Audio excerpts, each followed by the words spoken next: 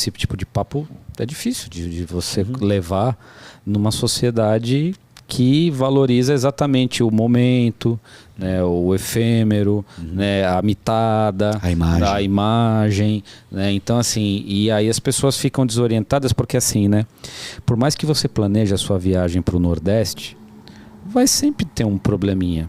Então assim, né, assim, o assento vai estar errado, o cara do seu lado vai ser um gordo que vai te apertar ou que ele vai roncar. Então assim, nunca alguém pode ficar doente. Então assim, ninguém, você imagina aquela sua abstração meio maluca, né, do que é o ideal e o mundo que se vire para entregar isso para você.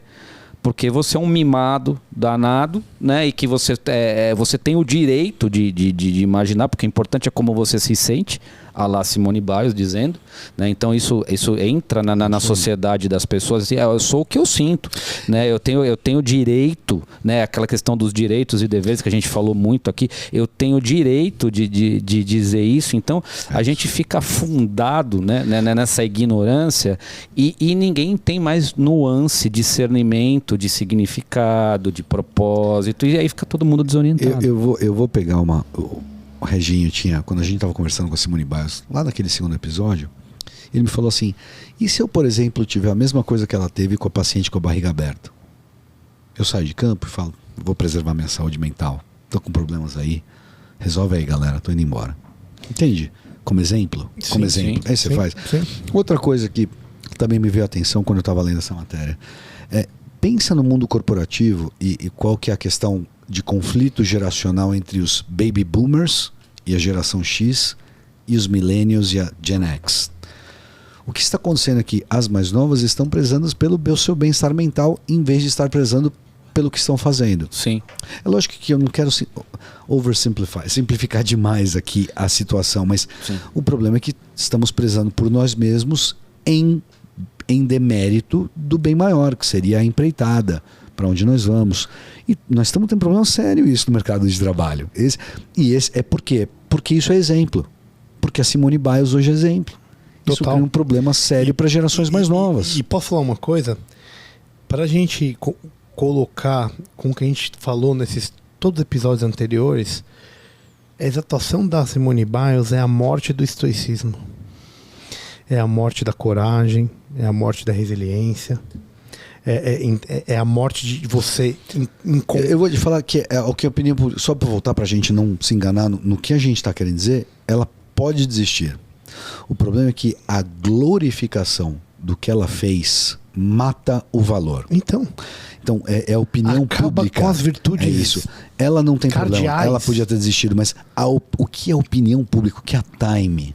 Enquanto um canal maior de opinião pública constrói, ela assim, destrói não que a Simone aquilo que é Biles clássico. fez isso, mas o que aconteceu... O que se fala, de novo, é a narrativa. Você viu? Os caras começaram com narrativa de mulheres negras. Eles criam uma narrativa política a partir de um fato que não é político. Que a priori era só saúde mental, hein? Essa é a loucura. E você porque se começou como saúde mental. E a Time termina onde? Então... A questão é política, a questão é racial. Nem ela falou disso. Não é Simone Biles que matou o estoicismo. A imprensa matou o estoicismo. A opinião pública moderna ou o pós-modernismo moderno, chame do que quiser. Existe uma destruição daquilo que era bonito quando a gente era criança de se ver. É isso que eu tô querendo dizer. Eu gostava de ver o cara que chegava quase caindo para terminar a maratona e esse cara era ovacionado de pé, porque ele sobrepujou um obstáculo sublime e ele merecia estar lá. Era isso que se prezava. Hoje, se ela desiste, ela fez certo, e que bom que ela olhou para ela mesma, ainda bem que é assim, e vou falar mais, a questão é a sociedade que oprime a mulher negra. Porra, de onde vocês tiraram tudo isso? Nem ela falou isso. Esse é meu ponto, nem ela falou isso. Jesus Cristo deveria ter alegado desconforto psicológico também, né? Exato. Se transformado na pomba, né? Perdoai, desencana de salvar. Eles não sabem o que essa fazem. Galera aí, porque eu cheguei aqui, os caras só me maltratam, né? Eu sou o dono da porra toda, foi eu que inventei essa merda aqui. Os caras só me maltratam, não entendem nada que eu tô falando. Porra, vou voltar pro céu, foda-se esses caras. E Zenão de Sítio, que perdeu tudo com o naufrágio do barco dele, também é a mesma situação, cara.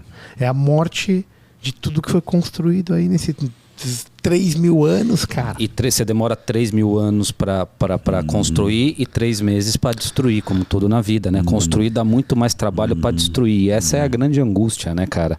Essa é a grande angústia. E pega uma sociedade como a brasileira, que tem pouca coisa construída. E que, né, é sempre uma eterna promessa, pouca coisa é construída, nível educacional médio baixíssimo, né, se o brasileiro não lê, então a imaginação do brasileiro é muito limitada, você chapa as personalidades, as almas, sempre nessa mesma coisa, e isso transforma-se de fato num comportamento político. Né? Então, você tira a liberdade de pensamento, de iniciativa e tudo mais em prol de conforto. Como hoje a gente vive na sociedade mais confortável da história do mundo, né? Então assim, você não precisa, né, fazer essas coisas porque tem alguém vendendo para você de alguma maneira e tal, e essa venda também cada vez é mais descartável e tem sempre um produto novo e tal, e você é um tipo de agrilhonamento, né, cara? É um tipo de prisão de corrente. E a caverna. De novo, fazendo o link com o que a gente está fazendo. Esse é o retorno à caverna. Caverna, então, totalmente. Esse é o retorno à caverna. E eles vão pintando as paredes da caverna, a gente vai falar assim, não é a caverna. Isso aqui não tem nada de caverna. Isso daqui é um novo horizonte. Isso aqui é um novo bom cenário. Exato. Você entende? Porque transformam a caverna... Para guiar as pessoas de volta, você tem que contar uma história. Como se a caverna fosse bom e lá de fora fosse ruim. Na ilha, eles transformam a caverna na ilha de Calypso. Tem que te dar uma desculpinha. Tem que te dar uma desculpinha para fazer sentido para você mesmo.